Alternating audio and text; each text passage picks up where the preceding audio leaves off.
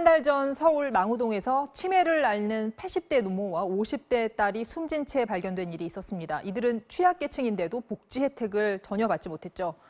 이렇게 숨겨진 복지 대상자를 찾기 위해 만들어진 것이 찾아가는 동주민센터, 줄여서 찾동이라고 하는데요.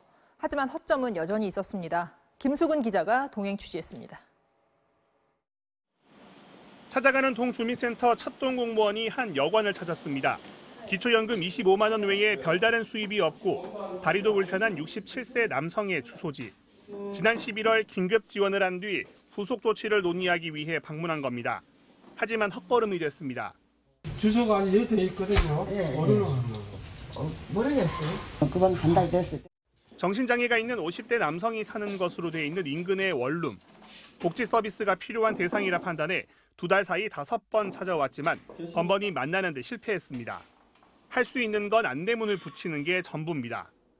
복지 사각지대에 있는 소외계층을 발굴하기 위해 찾동 공무원이 확인하는 정보는 공과금 체납 여부와 주거, 고용 상황 등 모두 27가지. 하지만 이 정보만으로 부족한 경우가 여전히 많습니다.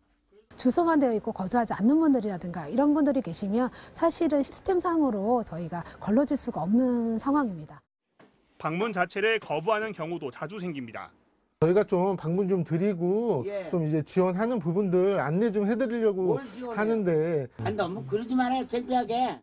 병원 치료 기록 등 다른 정보를 확인하려면 개인정보 보호가 발목을 잡습니다. 병원 같은 데 입원하시는 분들 경우 저희가 그분에 대한 정보를 좀 알려고 해도 그 개인정보 때문에 저희랑 같이 이렇게 공유되지 못하는 그런 부분들이 있어요. 망우동 모녀 사망 사건처럼 본인들이 기초생활수급 등 복지 서비스를 신청하지 않으면 복지망에서 누락되기 일쑤입니다.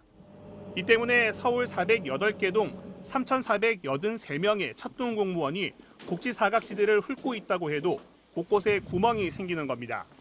정부는 복지 사각지대 해소를 위해 빈곤층 60만 명을 추가로 기초수급 대상에 포함시킬 계획입니다. 하지만 본인 신청 위주로 돼 있는 제도를 보완하고 빈곤층에 대한 기관별 정보 교류도 더욱 활성화돼야 가능하다는 지적입니다. MBC 뉴스 김수근입니다.